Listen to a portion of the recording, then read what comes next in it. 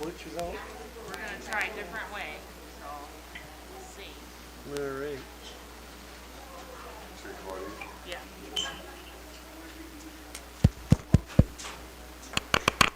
Okay, you're ready, Joe. Y'all ready?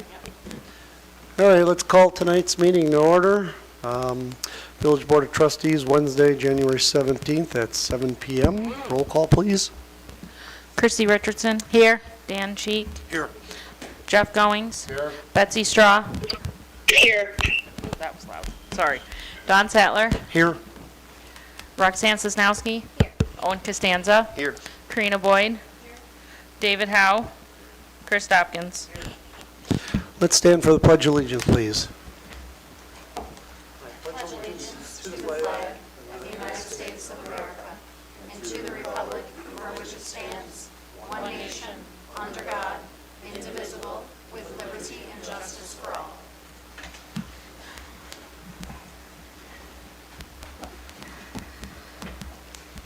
Let's see, do we need a motion to approve phone participation tonight?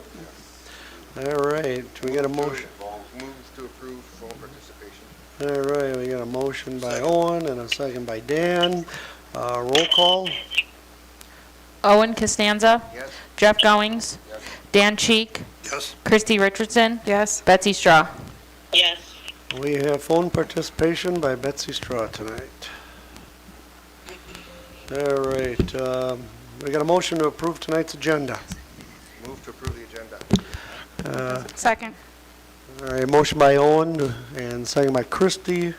Roll call? Well, we can do a voice vote on No. this. No. No? Oh, we got phone participation. Gotcha. Jeff Goings. Yes. Christy Richardson. Yes. Betsy Straw. Yes. Dan Cheek. Yes. Owen Costanza. Yes. Tonight's agenda is approved. Moving on to approve the minutes. Do we get a motion to approve the minutes from November 15th and December 15th, 2023? Move to approve the minutes for November 15th and December 15th, 2023. We got a motion by Owen and a second by Dan. Roll call? Owen Costanza. Yes. Dan Cheek. Yes. Christy Richardson. Yes. Jeff Goings. Betsy Straw. Yes. I don't know if your microphone's on over there, Owen. It is? Okay. I hear everybody They- else echoing back. I know they changed some wires, so I'm They not- changed some Now I hear wires. you. I was told not to touch any of the sound. They are watching from, All right. nope, I'm not. All right. Can I touch this? Just- Can I touch this? Just move close to your microphone. All right. Moving on to public comment. Do we have any public comment? No. Nope. Okay, moving on to department reports. Item number 2, attorney report, Sosnowski. Thank you. Just a couple things. Is mine on? Yep. Okay. I hear you. Just wanted to bring the board up to speed, and obviously, if the board has been following some of the emails, you have probably already been following along in terms of the settlement agreement that was worked on for the property on State Street.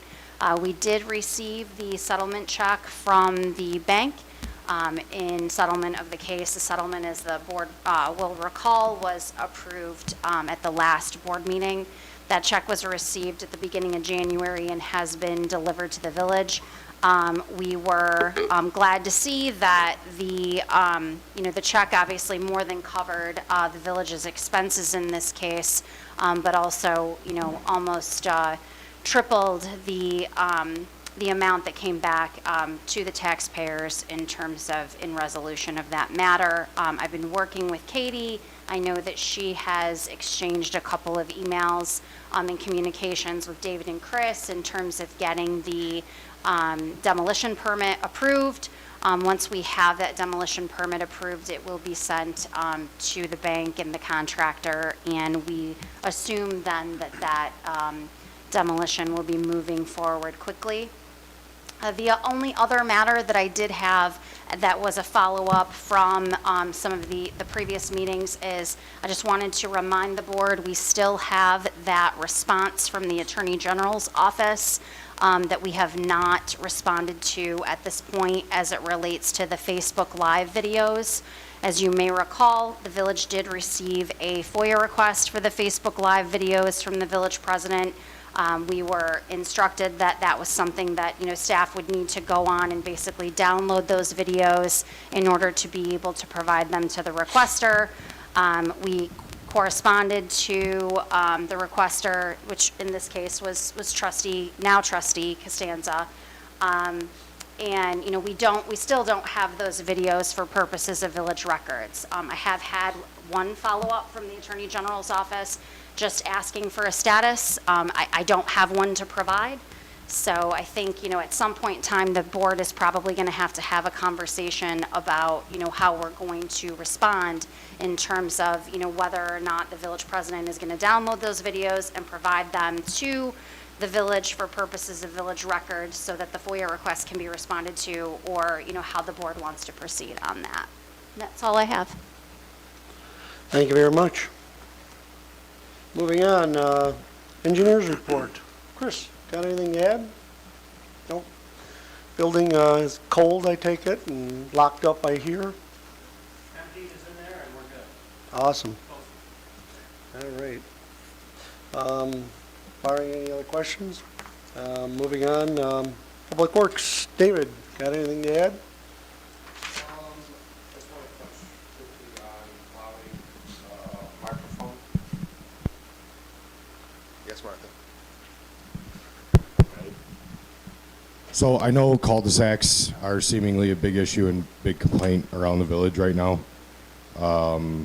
Those are kind of our last set of roads that get done. Part of it is the equipment that we use. There's not a great way to go about plowing the cul-de-sacs. Unfortunately, a lot does end up at the houses because you're going around a big circle, and that's just how it falls off the blade. Right now, my staff and I are looking into some alternative options as far as attachments to possibly do these more efficiently. So I just wanted to put that out there to you guys, and there might be a possibility next month that I'll have a little more information on some better options to do the cul-de-sacs a little better. We used to have a company that would come and help you guys to do the cul-de-sacs. We had 0 bids this year for contracted services. Okay, just asking. David, don't we have a front end loader? We do, so one option we're looking at is a push box for that to do the cul-de-sacs. Basically with the push box, we would be able to keep the snow within the plow and actually pick it and move it and deposit it rather than roll it off the edge of a plow blade. Still need someone to operate it, though. Takes another person off of the truck. It'd take me off the truck, basically. I'd be out of the plow truck, which the last time out, I was out doing the cul-de-sacs myself. I did all the cul-de-sacs. Everyone else was on roads. David, how many cul-de-sacs do we have throughout the village? Ballpark, 27? 27, okay, just for the record, so people understand. Thank you. Thank you. Moving on, treasurer's report. Karina, do you have anything to add? Anybody else? All right. Wastewater test, Ian's not here. Everybody, I assume, looked at the report. We will move on to unfinished business then. Item number 7, do we got a motion to discuss and approve Resolution 2024-01, a resolution of the Village of Poplar Grove, Illinois, approving amended building permit fee schedules? Move to approve, discuss Resolution 2024-01. Motion by Owen, second by Jeff. I believe we discussed all this at the last meeting, am I correct? Changes we wanted on that? Well, we never really narrowed that down. So, Jeff, you got some thoughts on the fees? We wanted, What was that? I'm sorry, I wasn't. You have some thoughts on the fees. This is the fees that go along with the chicken ordinance. yeah, we wanted, Oh, well, what we did, we had some discussion, and I reached out to Ken this afternoon. Our cost, there was a little misunderstanding of that. The cost for the chicken fees were, as submitted, it came out to cover, our cost was $85. There was a 15% that's added to the application fees, so that was the extra $7 or $9 that 15%, but, so I actually spoke with Amy today as well. So that's what the fees will be. It's $94. We thought that there was almost like $250.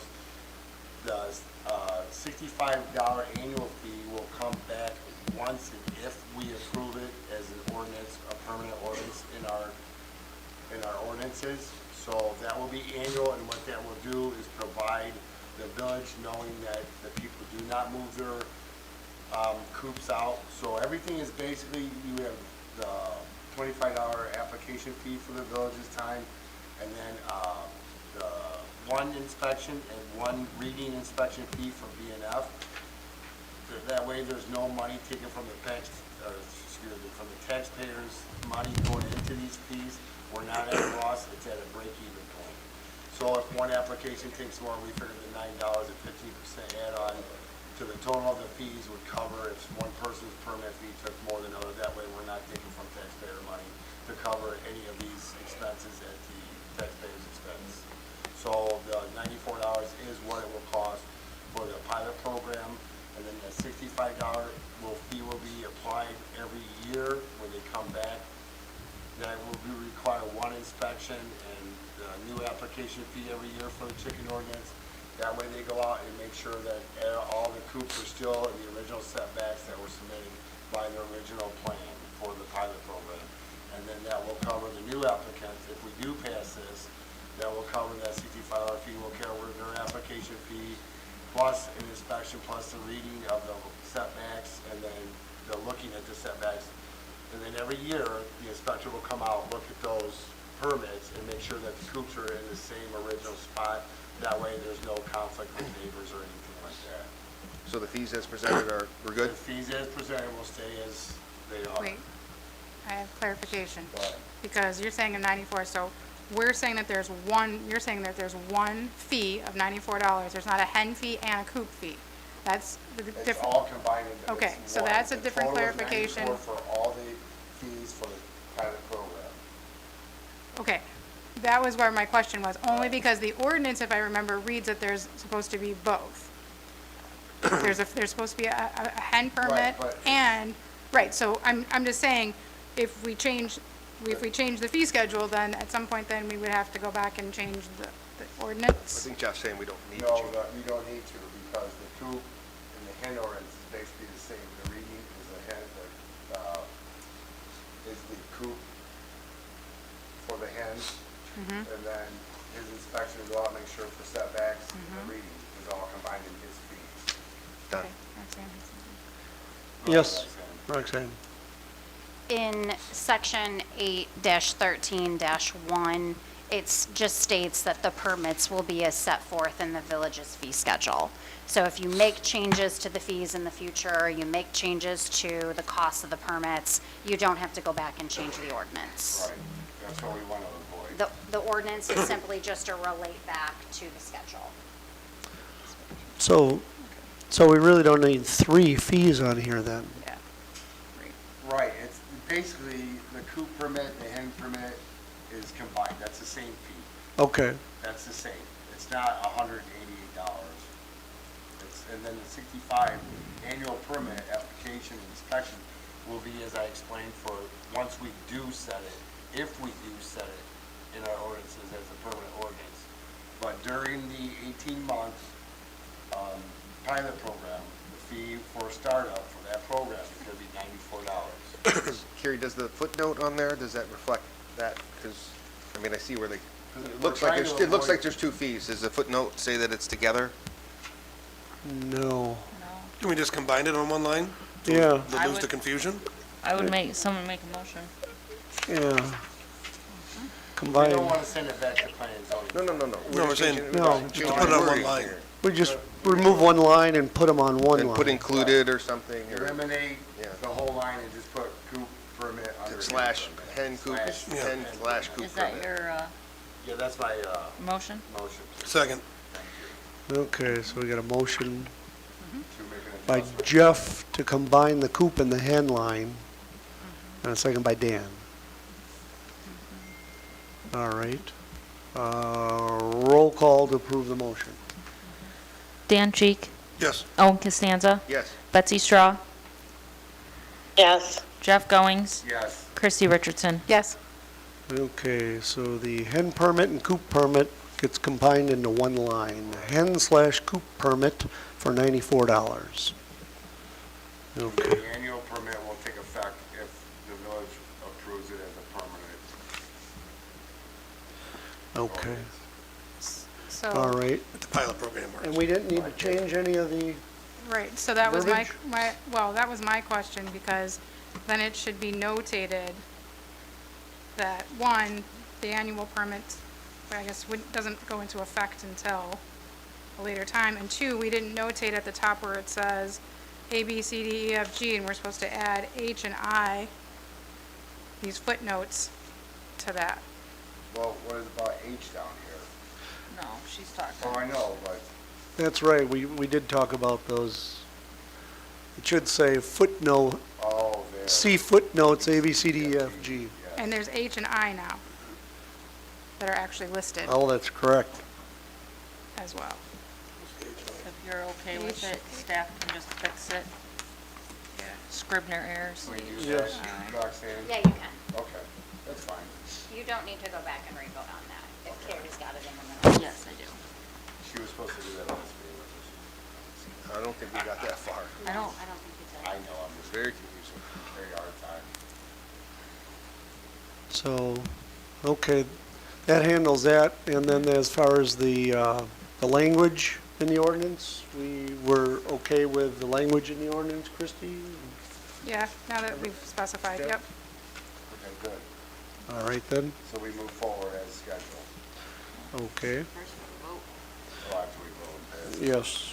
All right then, barring no more discussion or motions, roll call. Vote on the original. We are voting on the resolution 2024-01 as amended. Owen Costanza, Yes. Jeff Goings, Yes. Dan Cheek, Yes. Christy Richardson, Yes. Betsy Straw. Yes. All right. We don't need any other votes. That takes care of it, correct? Yes. Okay. All right, moving on to item number 8 then. Do we got a motion to discuss and approve Bruce Moore as trustee to fill vacancy of Eric Miller to Poplar Grove Village Board? Move to discuss, approve Bruce Morris, trustee to fill vacancy of Eric Miller to Poplar Grove Village Board. Motion by Owen, Second. second by Dan. I'd like to make an amendment to table this until February 21st. As we said, we would post this for 60 days, and we have actually been getting some applicants in. Make that motion. Second? Got a motion to table it again. Till when? February 21st, because we had said 60 days we would have it posted. That was February 13th, was it 60 days? Well, Right, so it followed the following meeting. All right. Roll call to approve the motion to delay till February 21. Jeff Goings, Yes. Christy Richardson, Yes. Betsy Straw, Yes. Dan Cheek, Yes. Owen Costanza. yes. All right, that is postponed until the next meeting. No. Actually, the second meeting of February, February 21. All right.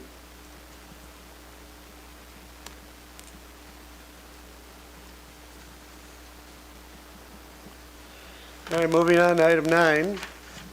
We got a motion to discuss and approve check disbursement for payments scheduled to be paid prior to January 31st, 2024 in the amount of $303,242.32 in AP checks, $18,629.30 in insurance expense checks, and $4,253.14 in EFTs for a total of $326,124.76.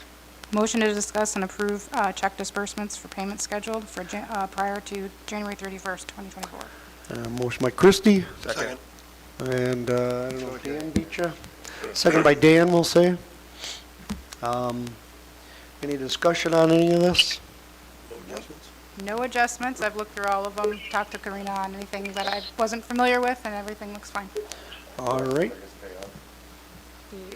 what, this the single largest check? Single largest, yeah. Yeah.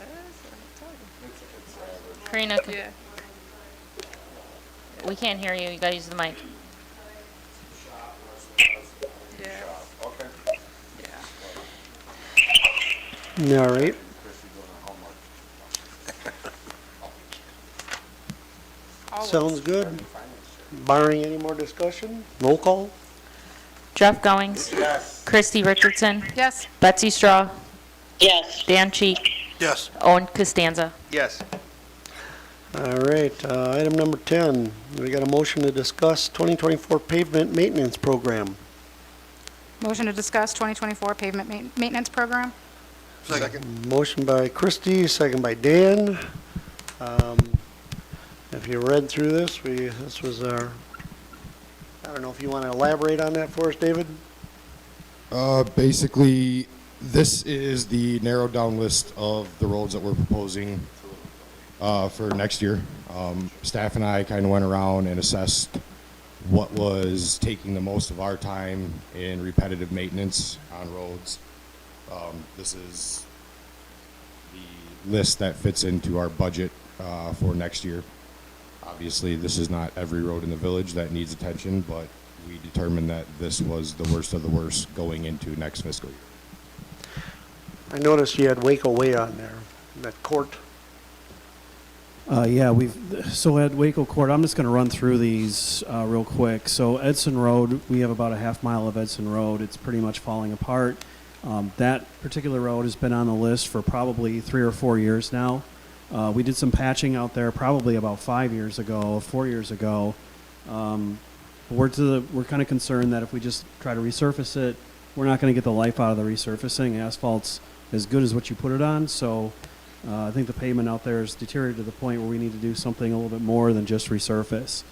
On Bullard Street, again, that's one that's been on the list for a long time, probably a couple. Yeah. 13 years. Yeah, right. Tell me about There's a couple areas there that do need to be patched. I don't know the addresses off the top of my head, but one is on the east end, one's on the west end. Again, same reason. If we just try to pave over it, I don't think we're going to get much life. Beaverton Road is really an opportunity to save a little bit of money. The township is going to be resurfacing its sections of Beaverton, and we have, if you look on the map, we've got a couple of sections ourselves. It just makes total sense to partner with the township, have them be the lead agency. We'll just cut them a check, kind of the exact opposite of what happened for Orth when we were the lead agency.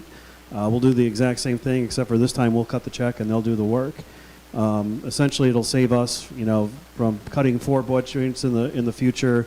Figure a butt joint is probably $1,500, $1,000 to $1,500. So, we save $6,000 just by partnering with them. Plus, everybody gets a whole new stretch of road to drive on, so it makes sense for the motoring public. Whiting Road shoulders, those are just fallen off over the years. You can see the edge cracking really making its way into Whiting Road, so we want to get those reinforced. The intersection of Queen Anne and Starflower, Dave's office gets a bunch of calls about that intersection. There's a curb that goes through that intersection to hold grade, and that curb is just deteriorated, and we've patched that a couple of times now and just tried to keep it together. It's kind of an expensive repair for a small area, only because we have to figure out a way to make that whole thing drain. There's no inlets around there, and what I think we can do is kind of get the water to go to the north. We basically super elevate the road, so we try to drain everything from the south to the north across the curb and get it into the curb on the north side. That's kind of what it looks like looking at Windjust and just being out there, but we'll obviously take a bunch of shots and try to figure out a way to make that work. Culvert Court in Waco is an area where on the upstream side of that culvert, it has eroded out probably twice in my time here, maybe 3 times, where Public Works has gone and fixed it. What's happening is water's coming into that culvert 2 different directions, and there's a pretty steep hill. So it's got some velocity coming from the west, and it eddies around there, and it just continuously erodes. So we want to put that erosion inside of a manhole, which is a concrete structure, so we just get rid of the erosion. Not only that, the side slopes on those ditches are really, really steep. I mean, you could not put a tractor on that without the thing tipping over. So it's kind of a safety concern out there, too, that we want to fix. And then if we get some extra budget, we're doing some high-level estimating. There's always manholes and inlets that need to be adjusted and fixed, so we may add a few more of those in as well. So that's kind of the program in a nutshell. Did we mention lighting up to 76 where it's like the asphalt sliding forward? We don't have that on here, but we'll make a note of it, okay? Yeah, it's like starting to come apart where it's almost like pushing from Yep. forward motion. That's exactly what's happening, is the bond between those two resurfacing layers is breaking. Okay. With lighting itself, Chris and I did discuss lighting, over last year. Last year, obviously, we only had 2 road projects in the entire village that we got done, with the amount of money we had.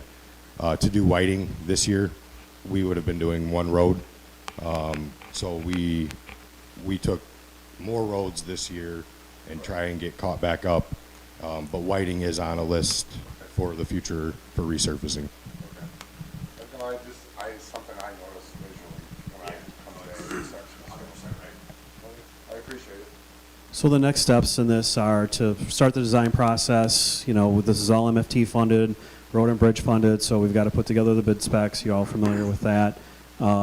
Get those approved by IDOT. So what we'll do is, over the next month, we'll get design contracts put together, get those to you in February for approval. In the meantime, you guys mull over this list, and if there's any more feedback, you know, certainly let us know. If we can try to cram something in, we will. Question, I know back in the day, I believe it was you guys that scoped or reviewed the footage of the scope of the laterals on Bullard Street. And I thought that was kind of the reason it was being held back, because I can't remember the ins and outs of it. But what I'm getting at is the laterals okay, good enough, the sewer laterals, that we're not gonna be digging this road up in a couple of years? The Lord knows the answer to that question. Well, I mean, I thought when they were all scoped, I didn't know what, We how looked- the review went. I believe we televised the sanitary sewer itself. We've not done the laterals in there. I do not think we've done any Yeah, that's what I laterals. meant, the sewer, yeah. Yep. But I think we have televised that sanitary sewer itself, Yeah. is my That's recollection. all We did it structurally about the same sound. time. We had that problem on Ray Street, and I think we did it right around the same time. Yeah, I And it- remember when it was all scoped, but I just didn't know whatever became of it, if they were structurally sound and. We'll look we're not at doing that We're again. not double dipping. Yep, no, we'll look at that again. Good point. Trust me, I want Bullitt Street done, but I don't want, I don't want to see it getting done twice for, something failing. Yeah, you know, we've got kind of an engineer, or a rule in our office. We don't like to take out one crack and fix it with 2. Good rule. Yeah, that was just my question. I remember, like I said, I remember when it was done, I just couldn't remember what the results were of the film. All right. Any other questions? Yeah, this is Betsy. Is the 365,000 the total only motor fuel, or is that motor fuel with some other budget money in there? That's motor fuel tax and road and bridge funds. Did you catch that, Betsy? Yep, thank you. All right. Anything else? All right. Moving on. Item 13, we got a motion to discuss and approve Class E liquor license to Poplar Grove Wings and Wheels Museum for their event on February 10th, 2024. We have to do, We missed What? 11 11. and 12. we're on 11. Oops, sorry about that. I'm completely off base here. That was item 10 we were on with the motion to discuss pavement maintenance program. Okay, sorry. Let's go back. Item 11. We got a motion to discuss ordinance 2320, an ordinance of the Village of Poplar Grove, Illinois, amending the Village Code of Ordinances to allow hens in residential areas. We can, we voted that already in, right? We're not changing it, so we can move to strike that. Okay, I was gonna say, we I'd just move to strike spent that, because we that thought we'd have to, discussion we here. thought we had to change something, so I moved to strike that. Second. Okay, so the last one Move to strike is the permit number 11. fees. So this was to change the language of the ordinance. And Which we don't need to do. and there's a motion to strike item number 11. Okay, motion by Owen to strike number 11, and a second by Jeff. Roll call. Betsy Straw, Yes. Jeff Goings, Yes. Christy Richardson, Yes. Dan Cheek, Yes. Owen Costanza. Yes. Okay, item 11, motion to discuss ordinance 2023-20 is stricken from the agenda. Moving on to item 12, I haven't missed anything, have I? No. All right, good deal. Do we got a motion to discuss and possible action on a water and sewer credit for property located at 303 South State Street? Move to discuss possible action on a credit for 303 South State. Motion by Owen, Second. second by Dan. I read this. Looks like somebody was having a lot of trouble with their, water. The homeowner is here if you guys have questions. All right. It's all in the packet. I read through that, and did the owner want to come forward and speak on behalf of themselves?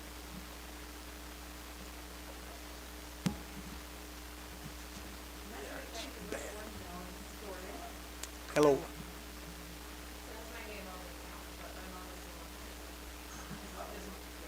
All right.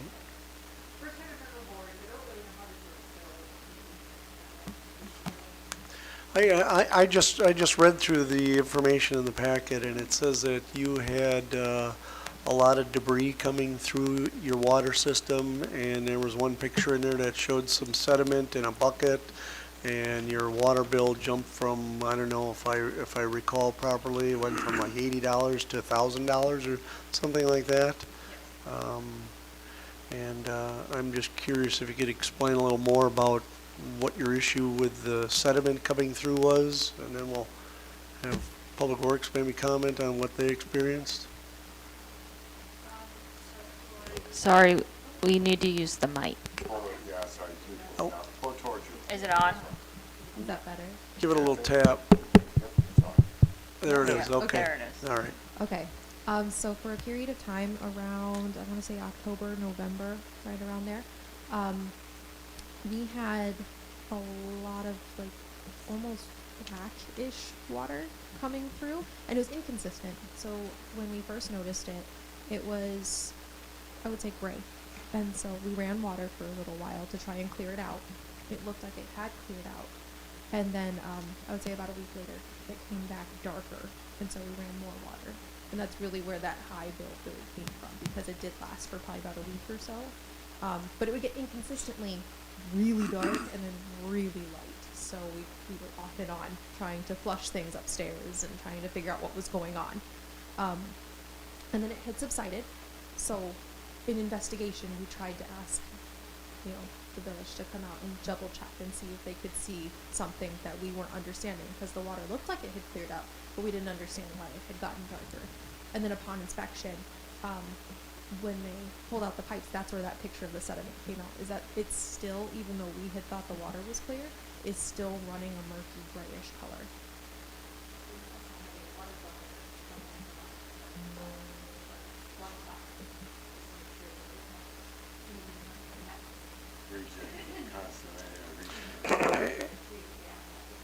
Have your neighbors had any complaints? No, and that was the issue, was that it seems like it's only our house. Because that's kind of common when you got a water pressure change or a flushing of hydrants or something, and so Yes. everybody would experience that. Exactly.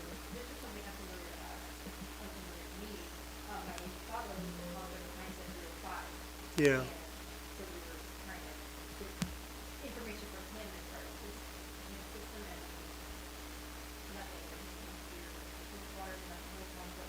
So honestly, I'm not really sure where that's coming from. There doesn't seem to be a leak anywhere inside the house. So I really honestly, I'm not saying really why that bill, when it jumps that much in that short amount of time, other than just that running of the water, for it to clear out that system. And we did it not just that little bit, we ran it for like maybe first time 15 minutes, like it would clear out. Second time we did it, ran it probably for an hour or so, or maybe even longer. From every faucet, we had a faucet, the shower, Can we use the mics? Sorry, I'm getting reports they can't hear you on the, it's okay. So you guys decided to upon yourself to continuously run the water, Well, that was- trying to flush it? Under the recommendation of like my dad, and just, How many thousands of gallons would that be? That's a lot.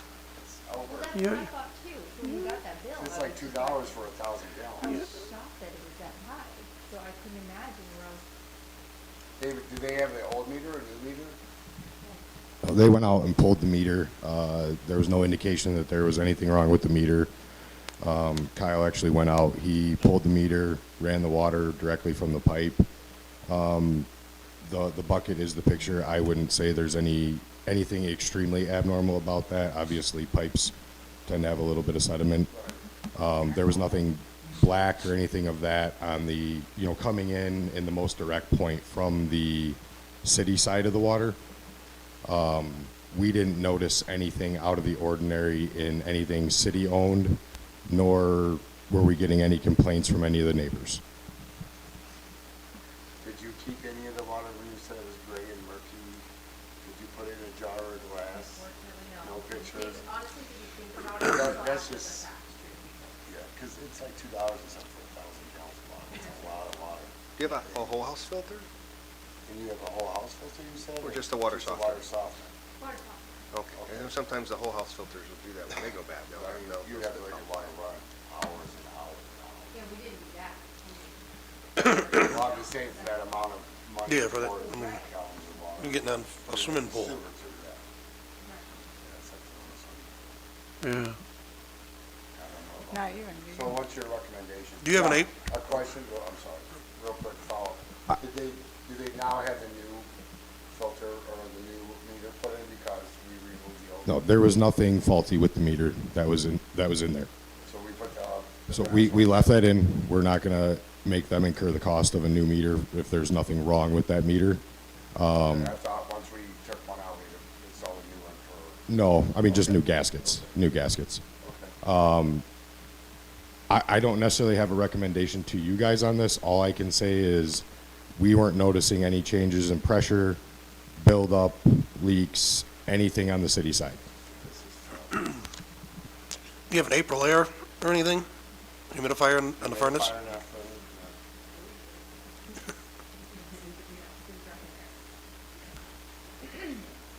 Have you Did you have a checked all the plumber? toilets too?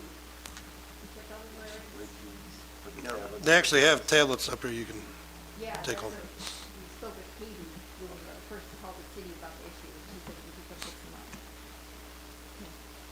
up. So, no toilet leaks and, Here's staff No report. I humidifier. don't know anything about it, but here is, So, how many months, it looked like this happened in 3 months? You had 3 months of high water bills? Did I read that right?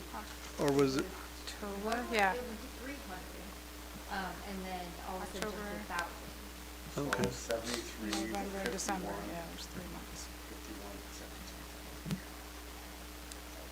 Did you ever have a plumber come out and look at the system rather than the water softener guy? Is it, Well, is it, I'm just trying to figure out, how do we go about doing this? well, Because are we back to normal usage, though? Is the problem corrected? Is the problem corrected? Have you had any more issues? Is the meter showing normal usage?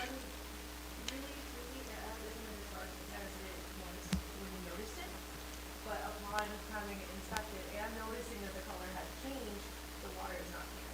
It's still like a murky color, if that makes sense. So that was really why everything was brought in here anyway, was because we thought we had rectified the problem ourselves by just letting it run through. And, That's a lot of water though, 'cause you're paying sewer on that as well, and that's your high cost of water to yes, facilitate the treatment of it. and that's understood. Yeah. Still 73,000? That's a lot. That's I don't think you could, I mean, you'd have to, It almost seems like you have to run for almost like a week. Yeah. I used to fill my pool, and I would read the meter, and I would get credit for that. Figure ahead, if you're not paying the sewer, you just pay the water charge. But unfortunately, this, so in there, my opinion, I'm trying to find a way where we can rectify and give you a credit. Has anybody shown you how to read your meter? Keep an eye on it? Aside from somebody telling you to see if it's actually moving, Right. No, to read the numbers and look at the difference day to day and make sure something funny's not going on. So here's our history up It's on the not thing. jumping other than when they ran the water.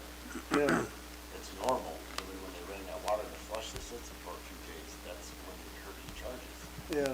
Because you're paying the water plus you're paying the sewer. They ran 73,000 gallons of water. That's, That's a lot. that's, seems, that'd be like turning the water on and going on vacation or something. Well, It was that much water. it was metering. Yeah. I mean, from your reading to your next reading to your next reading, it keeps an accuracy. They came and they inspected your meter, found no fault with it.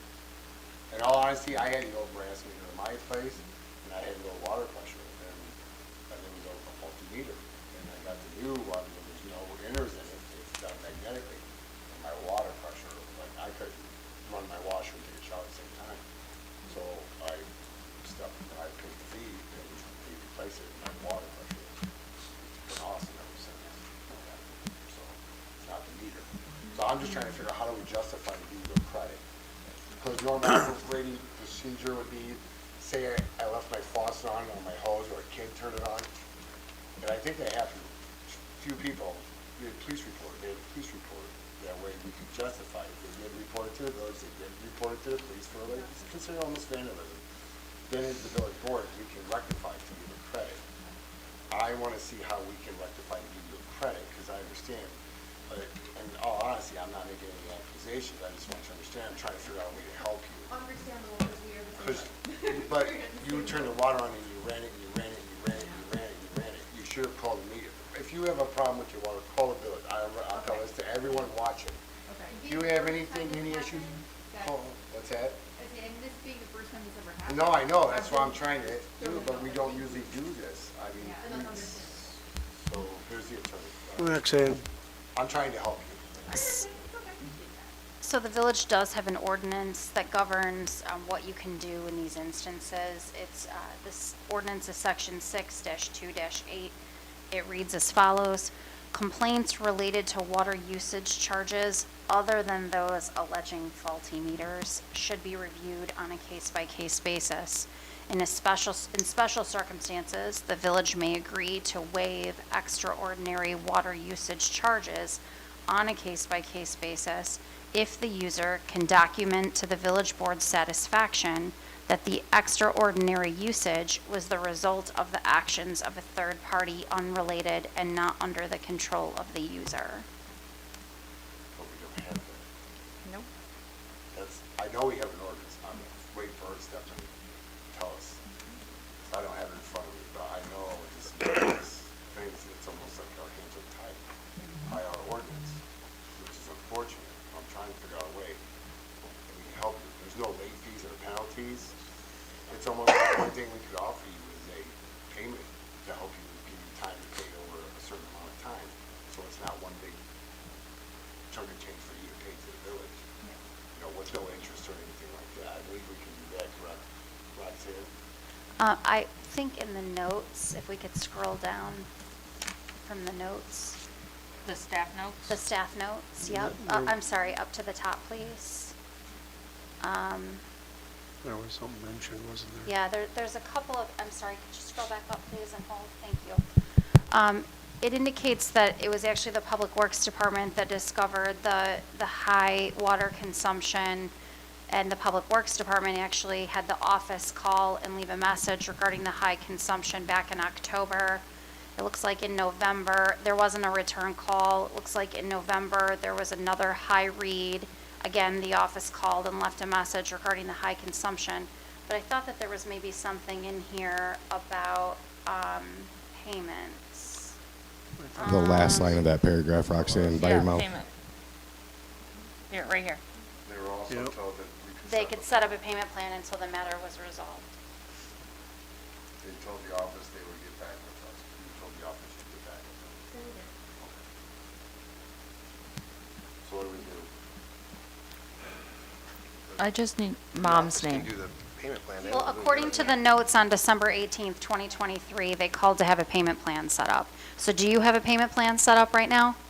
Technically, no. Okay. We were told that we would be able to make like a, Appeal, sure, which is what you've done. What you're doing. a last Yeah. payment, like a fake payment, basically just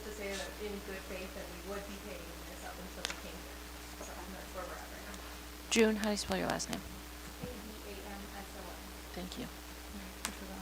But unfortunately, our hands are tied as a bid. It's almost like there's nothing we can do for it. We can waive a late fees, we can waive, I believe, shut off and turn off fees, but not consumption, because village has to pay for that. Unfortunately, we have to treat the water regardless, and case by case. I feel bad, but it's kind of a, next time you have an issue, call right away. Yes. That way we get someone out there, and then hope we could have possibly avoided this. And they would have said, oh, you don't need to run the water, let us do our thing, let us, and they get a report for us. Really, truly, I understand that you guys are taking the cost of this thing. It's not like we're holding anything against you guys. No, We just but we want to help you. To see what could happen, and now if worst case scenario, if the learning experience is. Yeah. Did not you- running water. Did you have your water softener make sure that it's not malfunctioning too? We checked it, because Yeah. a lot of people, they're regen, get stuck in the regen thing, and it just constantly runs water through it, right through it and down the thing. And if you're on vacation or something, oh boy. Softener off. Anytime you leave for a long period, then shut your softener off. That way you know it's not going to go into a regen. Apologize, but try it. Okay, but yeah, if you need a payment plan, I'm more than happy to help you. And that, if that's the best we can get, then yes, that's totally fine. Unfortunately. I'm okay with that. Am I correct, Roxanne? That's correct. That can be worked out with staff. Okay, yeah, we tried, I tried. That's fine, thank you. Thank you. Don't do that again. Now we know. All right, ladies, thank you. All right, good Thank you luck. for coming, that shows your heart. Appreciate it. All right, that was item number 12. Moving on to item number 13, do we have a motion to discuss and approve a Class E liquor license at Poplar Grove Wings and Wheels Museum for their event on February 10th, 2024? Motion to discuss and approve Class E liquor license for Poplar Grove Wings and Wheels Museum for their event on February 10th, 2024. Motion by Christie, Second. second by Owen. We'll give it to Owen this time. And anybody have any questions on this? This is kind of straightforward. No questions? All right, roll call. Betsy Straw, Yes. Jeff Goings, Yes. Christy Richardson, Yes. Dan Cheek, Yes. Owen Costanza. Yes. All right, Class E liquor license is approved for Poplar Grove Wings and Wheels Museum. Moving on to item number 14, do we have a motion to discuss and approve the Village of Poplar Grove to authorize village president to sign the Schwab charitable grant document for the tennis court maintenance? Motion to discuss and approve the village president to authorize the signing of the Schwab grant for the tennis court maintenance. Motion by Christie, second by Owen. All right, I read through that. Looks like we got a grant to help pay for our tennis court. Right, so this goes back to the maintenance that we were talking about before, and that Public Works and Chris are working on getting some numbers for Edwards Orchard, Apple Orchard, went ahead and used their family charitable trust to go ahead and get this grant for us this year for $10,000, with the intention for the next 5 years, we would have an annual grant of $10,000 to do maintenance on the tennis courts. So that's Very what this nice. is. This will fix the water holding spot. Well, we haven't gotten the quotes yet. Chris has got those, him and Dave are working on those, but this will definitely help offset those expenses to get the tennis courts updated, repaired, and repainted, so. All right. Is it possible to make a quick recommendation before we move on that we send a thank you card to the village? Yeah, absolutely. When we have our clerk do that, who would we assign it to? We can get a card in for next month, have it signed, for everyone come. Appreciate it. Thank you. All right, do we need to, let's see, roll call to approve me signing that? Yes. Roll call, please. Owen Costanza, Yes. Dan Cheek, Yes. Christy Richardson, Yes. Betsy Straw, Yes. Jeff Goings. Yes. Motion to sign charitable grant document passes. All right, moving on to item 15, do we got a motion to discuss and approve ordinance 2024-01, an ordinance of the Village of Poplar Grove, Illinois, authorizing the village to execute a promissory note evidencing a general obligation of the village in the amount not to exceed $500,000 for the purpose of financing the construction of a new public works building and is that what that is? Appurtenances there too. That's a new word for me. Move to discuss, approve ordinance 2024-01. Second. Motion by Dan, second by Christie. Would somebody give me an actual technical definition of what appurtenances are? Google. Google it real quick. I'm just curious. Google it. I'm curious too. It's basically any items that are otherwise needed for the construction of the building. Oh, yeah?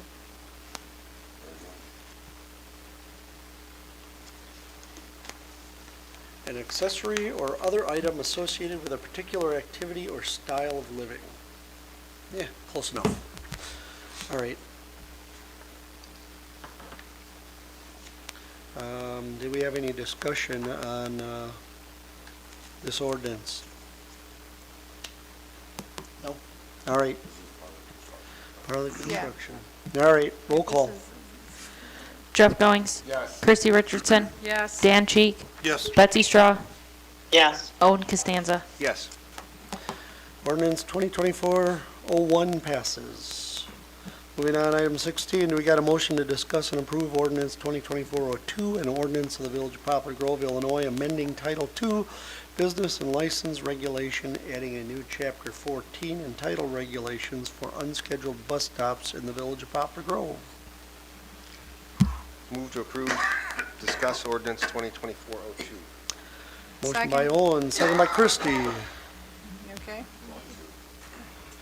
I believe Give me another this, cigarette, you're fine. I believe this ordinance had to do with some of the immigration drops and buses that have been going on around the area. Anybody want to add anything to that, Owen? No? First time I saw it, I'm like, do we really need to do this here? I mean, we're not a sanctuary village. We're not a sanctuary village, but this, at least this way, if something was to happen, we would be notified. How? We would hope that the bus company would notify us. We don't have solicitors that notify us. I'm asking. Oh, I understand. You know, A lot I of the looked at other this over the villages weekend. Surrounding us, McHenry, other ones around us have been doing this for that purpose. If it was brought up, if nobody thinks it's necessary, we don't have to think about it. I just, yeah, I did. I looked it over the weekend. I didn't really understand. I mean, you know, how would we enforce it? What are we going to do? I mean, the sheriff's department's not going to do anything for us because they don't enforce our ordinances. You know, code's here twice a week. What would we really do?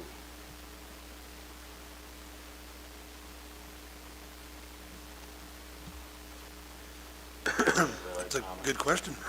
Well, I just, We don't have any housing available either, so why would they even want to be dropped off here? well, yeah, I just, I don't see us as being a stop on the way to anywhere else. They put them all on buses and shipped them to Chicago and Milwaukee, didn't they? Or, I don't really Do know we what know they for did. sure? We don't know. There's been suburbs around Chicago, Yeah, there were some other suburbs, like Waukegan. all within the Cook County area. Yeah. Yeah, I just don't know what. Basically, growth and conventions flyer. Now they're coming. I mean, how many of us get phone calls during the summer over, you know, solicitors knocking on people's doors saying, I have a permit, and we don't have a permit for that. It's not allowed. The sheriff's department won't do anything about that.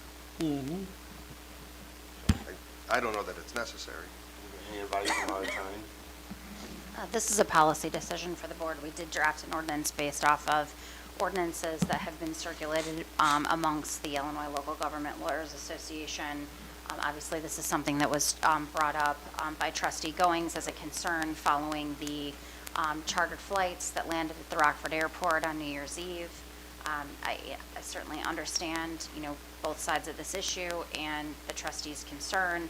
this ordinance would require a license for an unscheduled bus stop, and again, would only address, you know, the chartered buses that have been utilized for the transportation in these particular cases. The enforcement mechanism is a good point. You know, we do not have a full-time police department here. We do try to make do with what we can with the staff that we have in place. This would require the village clerk to issue the permits and, you know, Public Works and code enforcement to provide some mechanism of follow-up in the event that, you know, we were faced with issues like what was presented on New Year's Eve at the Rockford Airport. Is there any foul or anything like that have it in place, Roxanne? I'm sorry, any what? Anything wrong with having this in place? Again, this is completely a policy decision. In terms of our other municipal clients that have requested similar ordinances, Poplar Grove is not the only community to undertake this issue. We were asked to draft an ordinance by the Village of Cherry Valley. Obviously, they're a lot closer to the Rockford Airport, so there's some significant concern there. There was some discussion initially about perhaps transportation to the Cherryvale Mall. So I think the concerns of Cherry Valley are probably a little bit different than Poplar Grove. We were also asked to draft an ordinance by the Village of Rockton and the City of Freeport. But they all have police departments too. They do. Yeah, they have a mechanism to enforce this. Yeah. I mean, we have lots of things on our books we just simply can't enforce, so, I mean, do we want to add another one? Deputy Jeff. I don't, I'm one of 5, so it's not just me, it's all of us. I thought it was an okay thing to bring up and have discussion and yeah, possibly, absolutely, but you know, pass it. Who knows? I mean, the world's become crazy in the last few years, so if any little bit helps us legally, if the time did come, what happens if it does come in where we didn't have this? Yeah, I get Say your point. we had to call a state police then. Yeah. Carrie, could you scroll to the ordinance on the agenda? Thank you. Just say, Oh, sorry. but you're seeing it, I mean, it's getting closer and closer to this. I mean, if they get in, drop them off and leave, I mean, what is our recourse? We're going to track them down civilly, try to sue, we need to have I proof. get it, yeah, you're I mean- playing devil's advocate, which is fine. Yeah, no, I just don't know how we For would, illegal and some kind of repercussion of safety for the, you know, village. If, like I said, if we had to, we'd call the state police. Hey, sheriff's not helping us, so that's next. I don't know, the state police would enforce our ordinance, I don't know that. I don't know that either. Yeah. But it didn't hurt to have But it by the time the there. state police even responded, the bus would be gone. I don't know, well, police, the state police,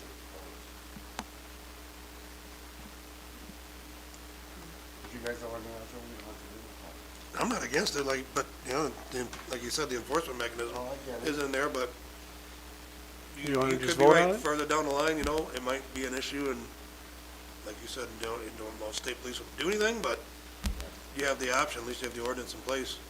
Comes, I mean, like you were saying earlier, there's no solicitation. How many times that got enforced, you know, and it happens all the time. We still got it in place. And it's usually one of us that goes and talks to these people. Yeah, you yell them, get out of it. Reach out, hey, Yeah. sorry, you guys are gonna have to leave the village, otherwise they call the sheriff because people are complaining about you. Yep, and they just drive down to the next, Yard, they usually leave. you know, Done it a few times. they leave and go down to the next subdivision. Right, well, right, I get it, but most of them usually go away. I'm in agreement with having it in place. It's not gonna hurt anything to have Not it in gonna place. hurt anything. All right.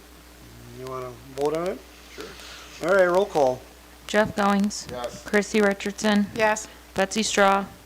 Yes. Dan Cheek. Yes. Owen Costanza. Yes. Thank you. Ordinance 2024-02 passes. Moving on to item 17. We got a motion to discuss and approve an increase in the annual salary of the village treasurer. Move to discuss and/or approve increase annual salary for the village treasurer. Motion by Owen, Second. second by Dan.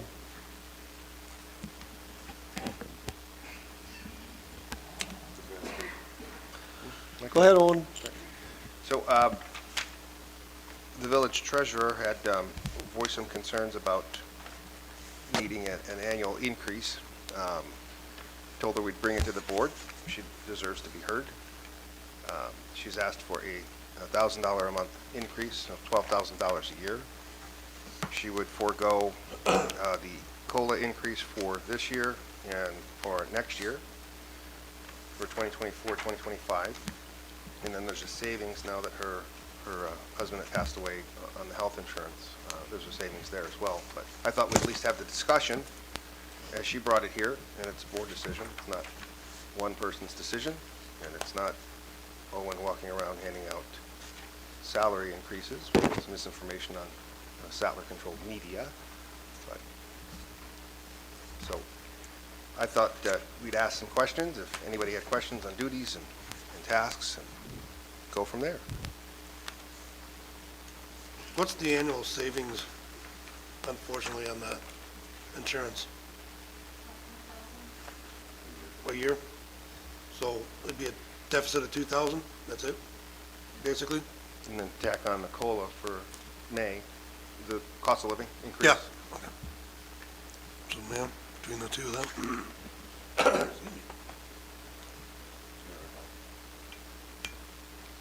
Well, there was like, you know, if we're not paying the insurance, the 10,000 a year in insurance, it's 12,000, and plus she's gonna forego, what'd you say, the cost of living for the next two? Next two For cost the of living next increase. two, even a deficit of 2,000 plus, 5%, I think it is. 5, or what would be the COLA be this year? nothing out of pocket too much, is it? 4%?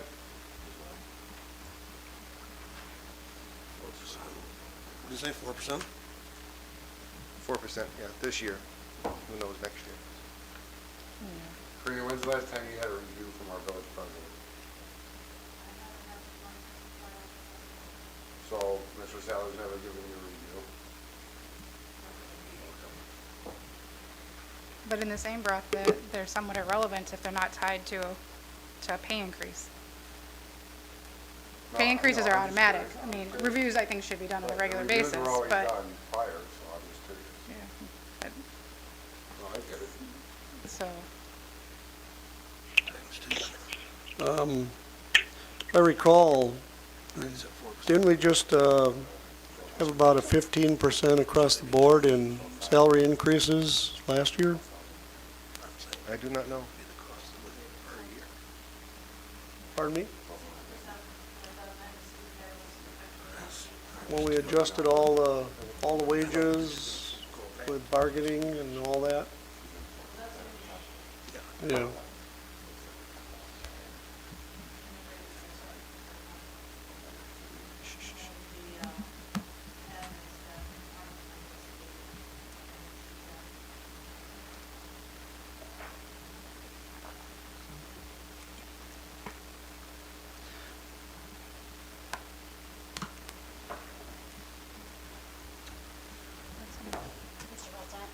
Yes.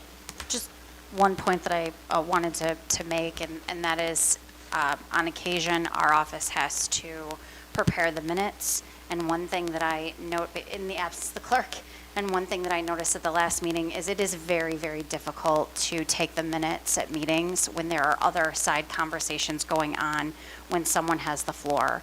And so if it's at all possible, if we could all please try to remember to wait until you actually have the floor, or, you know, if staff is speaking, obviously, if trustees are having side conversations up at the dais, it's just very hard for the clerk for the recording. So if we could try to refrain from that, that would be helpful. Thank you. Yeah, Christie wants to. so I have kind of a mixed feeling on the subject for discussion. Only because when we're looking at this, number 17 and number 18, even though, yes, they're two different positions, we're talking about significantly changing, you know, salaries in our office and how our office runs. And I personally, right now, am still trying to grasp, frankly, what all of the roles and responsibility of the offices are, and how that plays into, you know, do we have enough staff right now?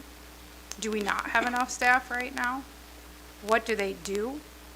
You know, and I'm not sure that we can answer that right now. The other question is that in the past we've had roles that we currently don't have, such as, a city administrator at one time? And then, is this the structure, based on what we have in the office currently, of what we really want going forward to meet all the demands that the office needs? So I'm not necessarily against, an increase, but I feel like there are pieces of this puzzle and information we just don't have, because we need to look at it as a whole, not as an individual, especially since we have multiple items on this agenda specifically where that would make dramatic differences in salaries going forward and the structure, but. Well, this is just for the treasurer. And the board earlier did decide that we did need another body in the office, and they budgeted $50,000 from what I understand, and only one person applied for the job, and that person didn't meet the qualifications. No other applicants had come from that posting. Oh, I thought we hired somebody. That took Michelle's place. That was just Right. replacing. I don't recall anything about creating a new job or anything. We had put $50,000 in Yeah. the budget Yeah, we were to not- hire an extra person to help with the clerk's office.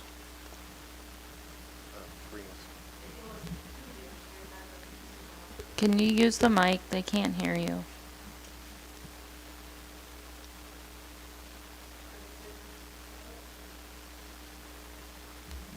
The position has been open for 2 years.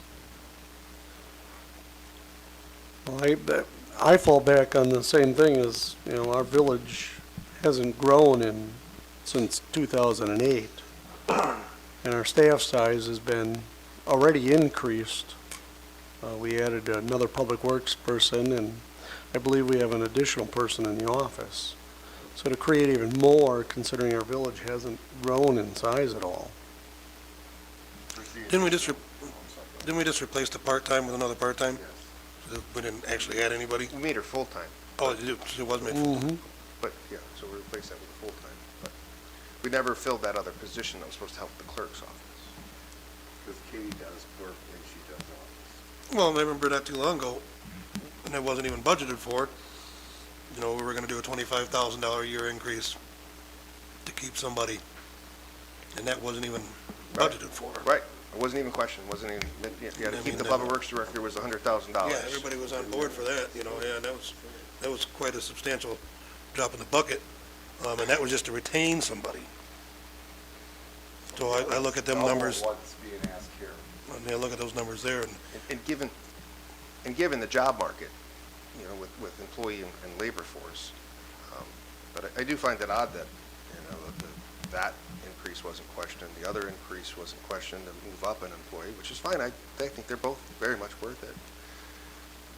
The union increases weren't questioned, but the staff increases were questioned, not here, but in social media.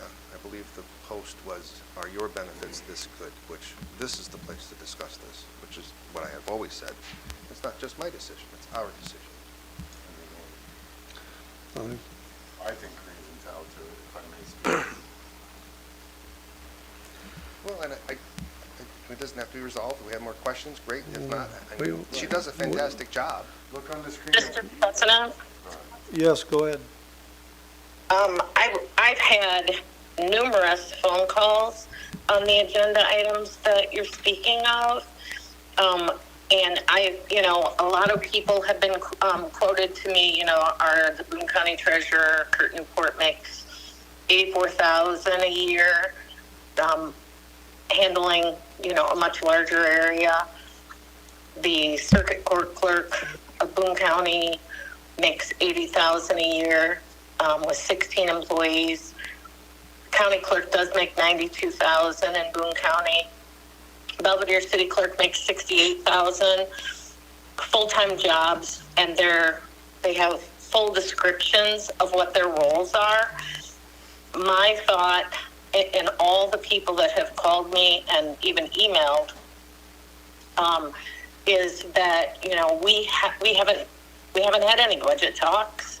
We should get the budget together. We should talk about it then, and then decide where we want to put our, what we want to do and how we want to structure, just like what Christy said, how we want to structure the office. Because maybe we do need you know, an administrator and, you know, and to structure it differently. We don't know yet. So I think this should be tabled until we have some budget talks and we understand, you know, job descriptions completely and everything that needs to, you know, how we want to move forward. I think that sounds reasonable. Can I say something? Yes, go ahead, Jeff.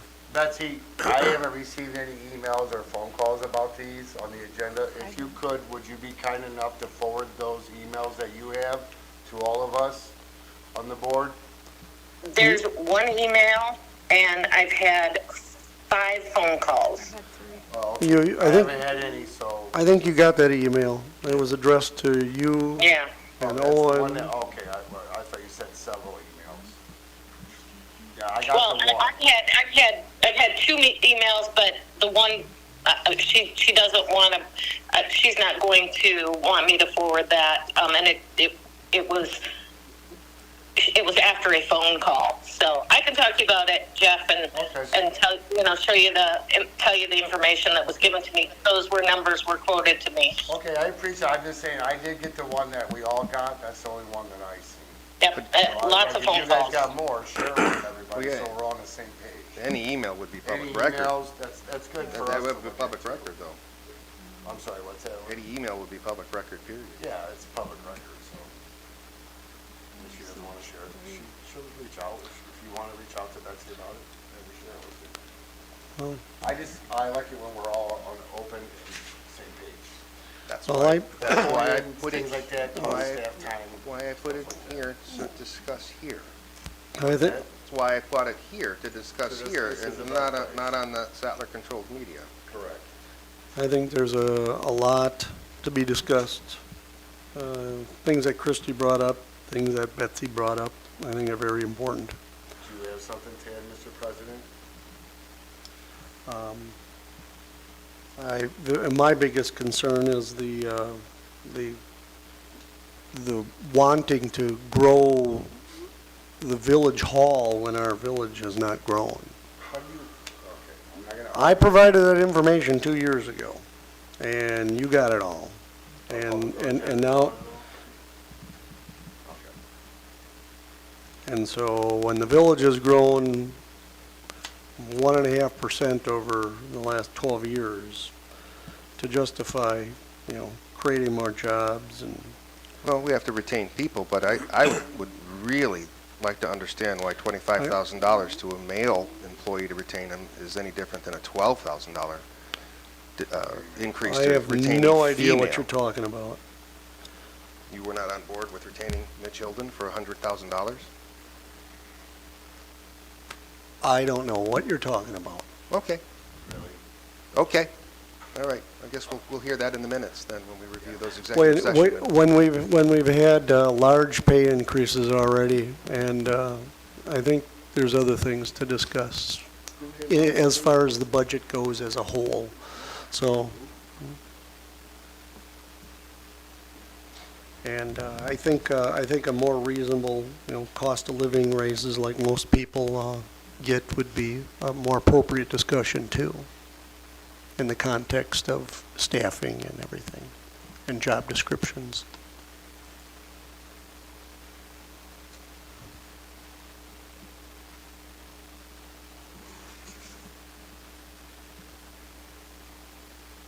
So.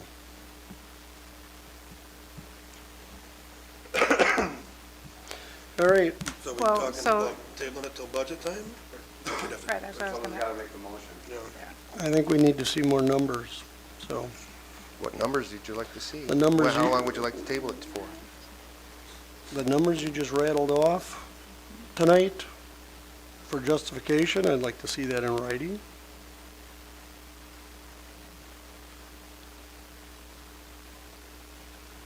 Why don't we table that one too, And I- 221? And I would also like to see comparison to similar jobs, since these are not similar jobs. You know, it's kind of really hard. We're kind These of are in the in, middle. these are in villages that are significantly larger than Poplar Grove, and different job categories too. Well, we do budgeting, and we start our workshop will be what, in February? I'm not sure. March, I believe. March, Yeah, because their new budget's May 1st. budget workshop start? Beginning of March.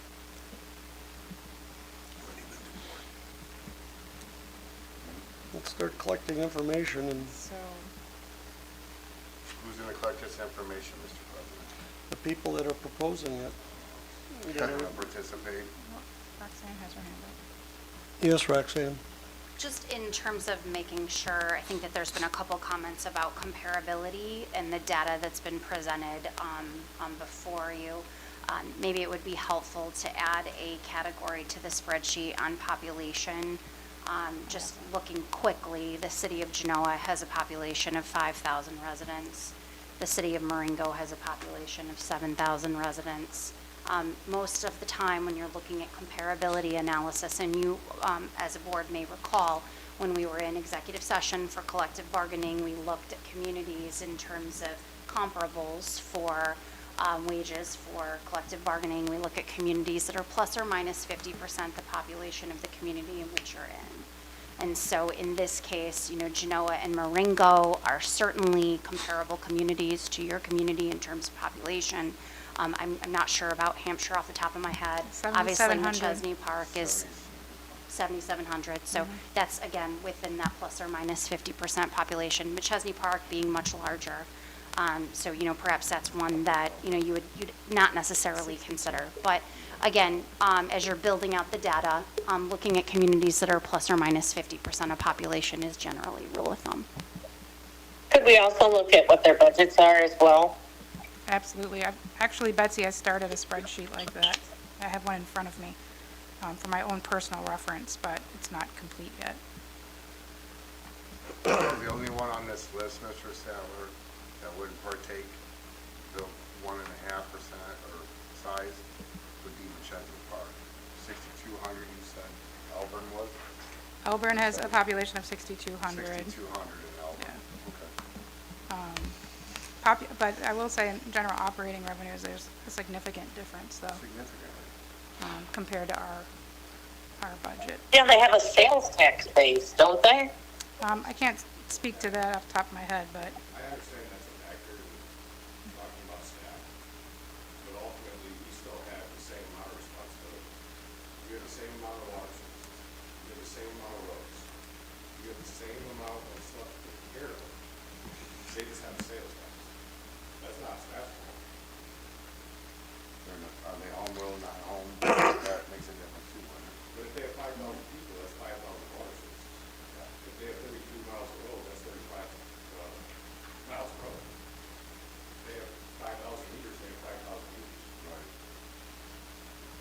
And that doesn't, just because we don't have a sales tax, doesn't mean it's less work for staff. Right. Just because it hasn't grown, doesn't mean we don't have the same amount of responsibility. it's true. And the job market is what it is. So if we do this budget hearing at the beginning of March and we table this to the March 20th meeting, should be ample enough time to get all the data together. So I move that we table this till March 20th. March 20th. Second. A motion by Owen to table to March 20th, second by Dan. Roll call.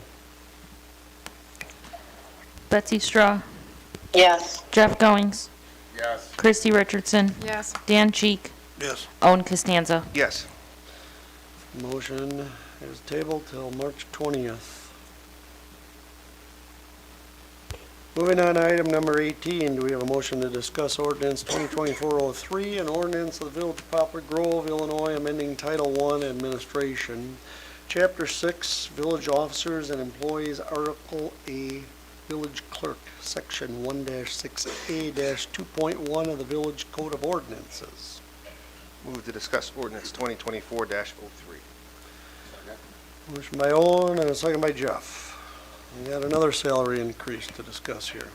Well, not necessarily. This one will take effect in 2025. So that's why I wanted to start the conversation now so that we could get all of those questions together.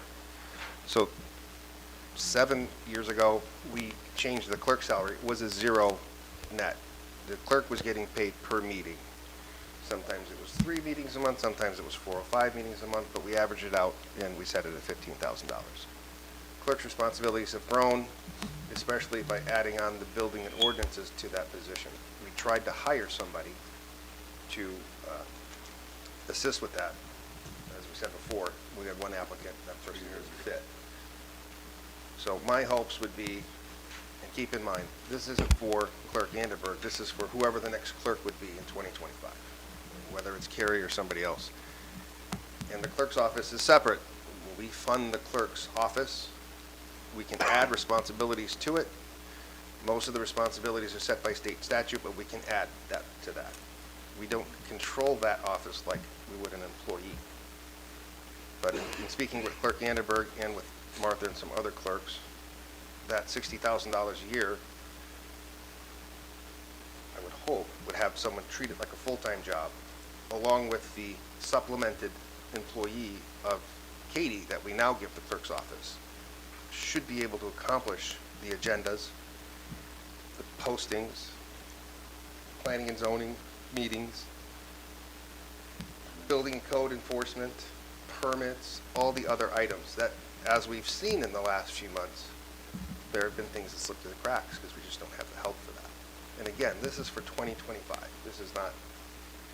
So I wanted to get the conversation started now because we need to do this 180 days out, and they didn't want to do it last minute and have a whole bunch of questions. So, but we get our questions out, kick it down a couple months, get those questions answered, do our budgeting, and figure it out from there. So the money, can I speak? I'm sorry. Yes, go ahead. So we, at one time, tried to set up the collector position to add to the value of the clerk's position. That was turned down. We were all on board with that, other than, I believe that's who was here. She here, other than maybe Kristen. I think. And well, over. I wasn't here, no. Okay. So between those two. So this is just something to think about, that we budget, we have money for this. If we combine the collector into the clerk, which was the original plan back then. So something to think about. Yeah, so when the village grows, I think that collector position is still in the ordinance. When the village does get to the point where we grow and fill those places out, could easily slide a collector in there. You know, I hope it's in 10 years. Maybe it is, maybe it isn't. You know, maybe it's in 20 years. But it's there for when the village does grow. Yeah, we can tell it in the future, for sure. Yeah, so. So I sent this out. I meant to send it out last week so everybody could gather thoughts and questions. But I mean, if you've got some questions now, we can get them written down, get them to Carrie. Carrie can get those things answered. And then we can maybe talk about this at the same time when we talk about the treasurer's salary. And remember, this is for 2025 for the next clerk. Any changes we make now to any elected officials doesn't take effect until the next election. Done. Jeff's got his hand up. Yeah, go ahead, Jeff. So if there's anything that you'd like to see added to the description of the clerk for the future clerk in 2025, take notes, write it down, save them somewhere so this would be discussion, because like Owen said, we can add job description to it. You know, and at the board's discretion, something that we all vote to agree on.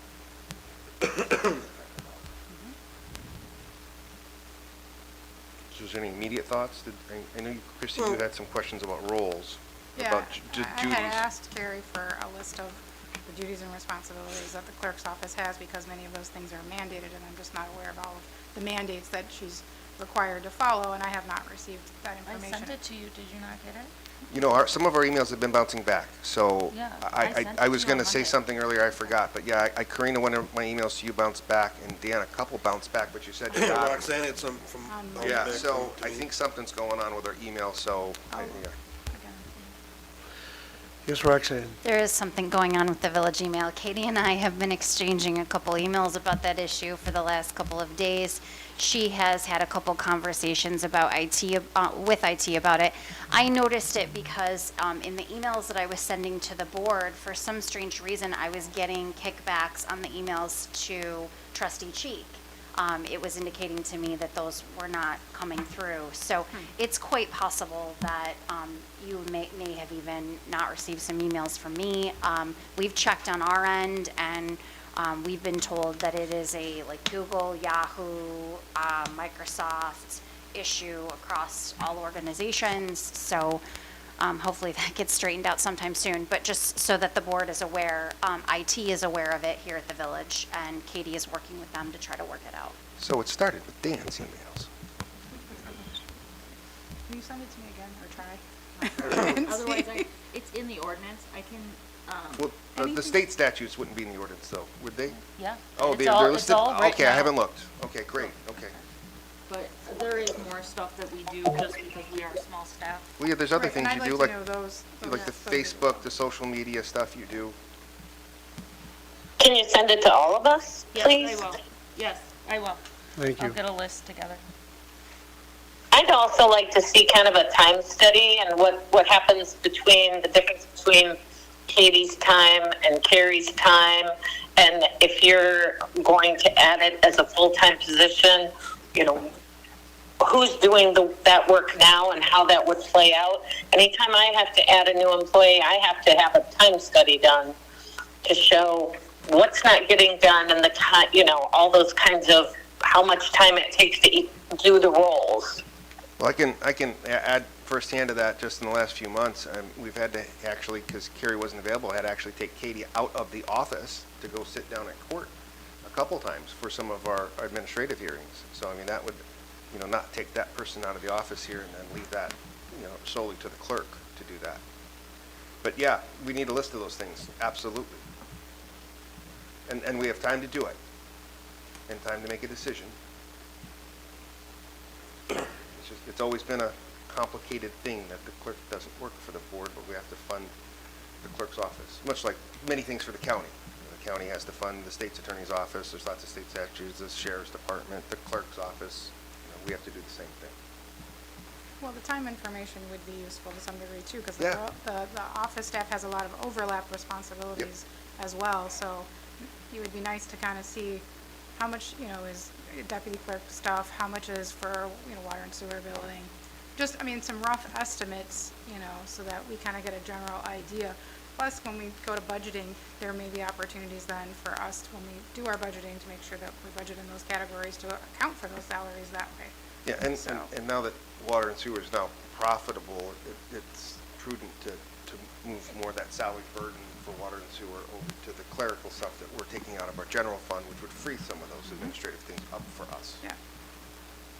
Agreed.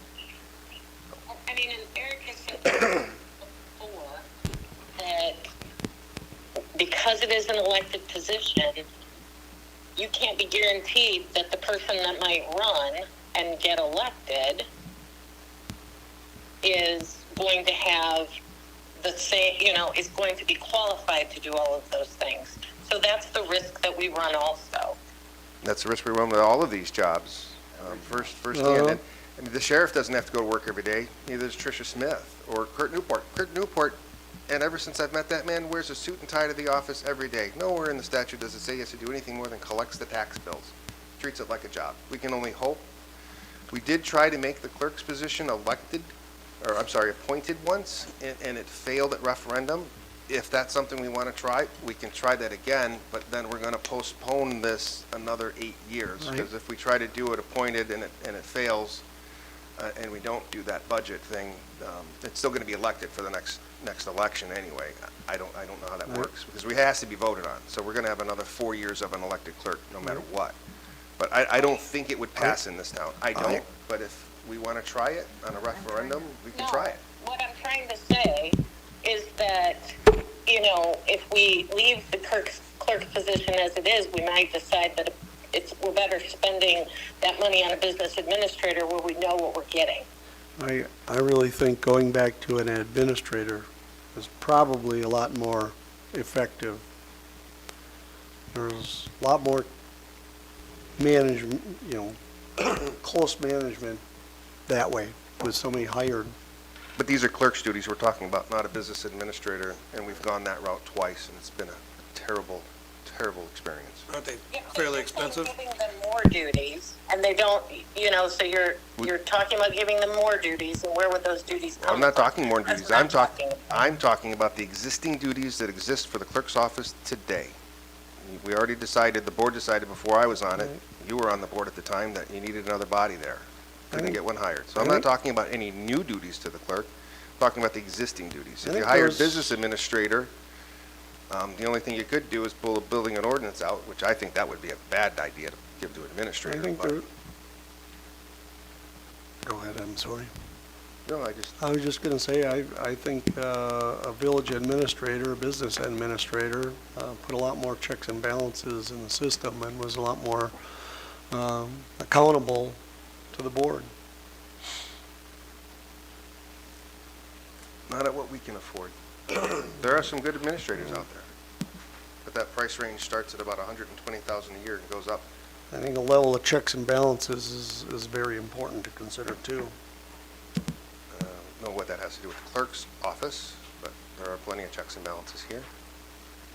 What did you guys pay the last administrators? Do you remember? Mark Lynch was hired, I believe, at $50,000 and was bumped up to 70, and I think Diana Dykstra was around 80-ish plus benefits. Most benefits, so you're talking almost 100. Mm-hmm. And when I was at the IML talking to the Clerks Association, and this is very off topic, but I mean, I had expressed my unhappiness, and she said, you're at the lower end of the spectrum of what a good administrator is. And I met some great ones out in the Schaumburg area and Arlington Heights area. I mean, they knew TIF districts, and they knew how to get tax dollars and grants, and they were great at what they did. So we're just not there yet. Maybe we're there one day. I mean, Belvedere's not there yet either. I mean, they've talked about city administrator too, but they're in dire straits with money right now as well. Well, we're talking about the clerk, so Yep, we just talked about the clerk. let's talk about the clerk. So we motion to talk about that after the budget hearings, or budget talks. This was just a discussion. About the clerk. Discussion about the clerk. That's it.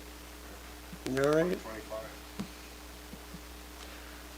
We want to talk about it, village administrator, we talk about it budget.